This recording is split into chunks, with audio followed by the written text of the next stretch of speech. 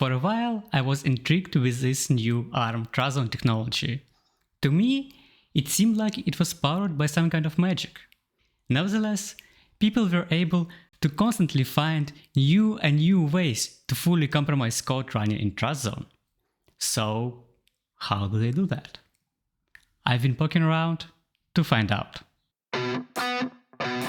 You probably know that TrustZone divides a device into two worlds, secure and non-secure. And it also introduces 4 different exception levels. You can think of an exception level as a level of privileges a piece of code is running with.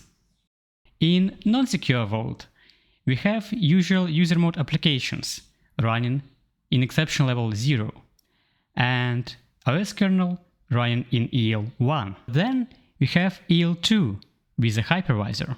That means that an operating system, like Android, can be easily virtualized. This is where the non-secure world ends, and if we go on EL3, we'll find Secure Monitor. Secure Monitor is a special piece of firmware, and it's the first one to be initialized by the bootloader chain, and it's the most powerful. And in its turn, it initializes and configures both hypervisor and trusted partition manager.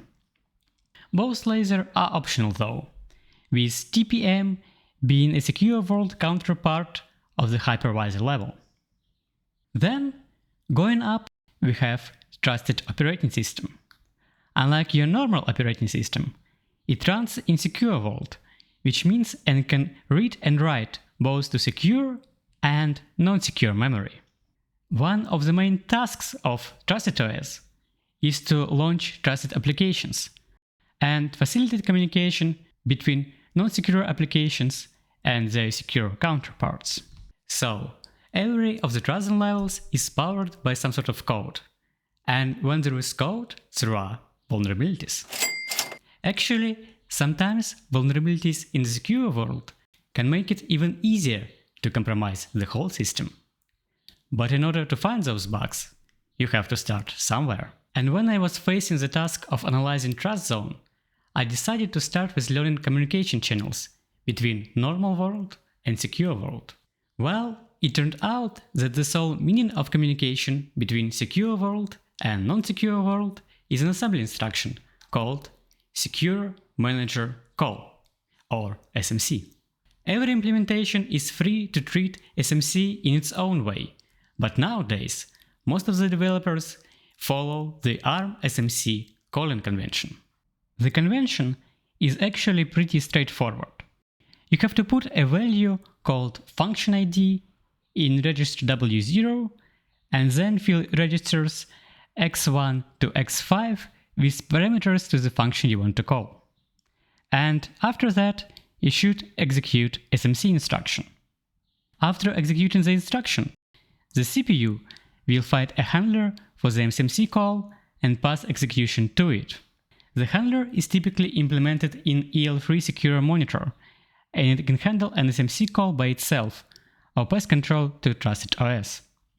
Trusted OS, in its turn, has a choice of whether or not to handle an SMC or pass it to one of the trusted applications. SMC instruction, however, is special and it can't be executed from EL0. And there is a good reason for that. Let's say just 5 scalar values are not enough for a function you want to call. And in this case, you have to pass some sort of a structure or a buffer. To do that, you have to pass a pointer to the buffer as one of the arguments. But there is a one little caveat. You see, each of TrustZone layers has no idea about each other's virtual memory. That means that to pass the buffer, you have to operate on physical memory. And physical memory can be trusted to just user mode processes. That's the kernel prerogative. That's one of the reasons why SMC instruction has to be executed at least on exception level 1. That's why an operating system running in this configuration should have a kernel mode driver that will accept user mode app requests, preprocess those, and pass them to TrustZone. Knowing all of this, I decided that I'm 100% ready to reverse engineer TrustZone firmware. But it went far from smooth. I decided to start by finding out how SMCs are handled. SMC instruction generates an exception that is handled by secure monitor code running in AL3. A handler for this exception has to be stored in so-called interrupt vector table. And a pointer to this table is stored in a special register called VBAR, or Vector Base Address Register. VBAR is set up like this. I've spent hours upon hours searching for this VBAR across all of the firmware. But it turned out that in disassembly, this VBAR AL3 we saw earlier looks like this. The only reason why I was able to figure this out is either Python script that decodes system register instructions into something more readable. You can see that the register x0 in this case holds a pointer to an exception vector table. When I went to this pointer, I expected to find just a usual table with exception handler addresses. But instead, I found an actual exception handling code that does some pre-processes and pass the exception down the line. Two particular offsets from the beginning of the exception vector table catch my interest: 400 in hex and 600. Those stand for synchronous exceptions from lower exception level. And those led me to the code responsible for handling SMCs. And by following this tiny lead, I was able to reverse engineer the firmware and find a bunch of 0 days as a result. Just kidding. It went absolutely horrible and I had no idea what I was doing. So I had no choice but to try to go from the other side. My firmware wasn't exactly verbose with its debug strings, but there is one thing you can still do in this case. If you think of a common piece of data most TrustZone firmwares probably parse, it would be trusted applications. Trusted applications are small-ish programs running in secure worlds EL0 and doing some useful stuff like decrypting DRM'd media. And often those programs are stored as separate files to be loaded on demand. So, what would be the best format to store an executable on disk? Probably documented and free to use. Of course, it's most likely that a particular developer will choose an ELF for that. An ELF file has quite a lot of different constant values that TrustZone firmware has to parse.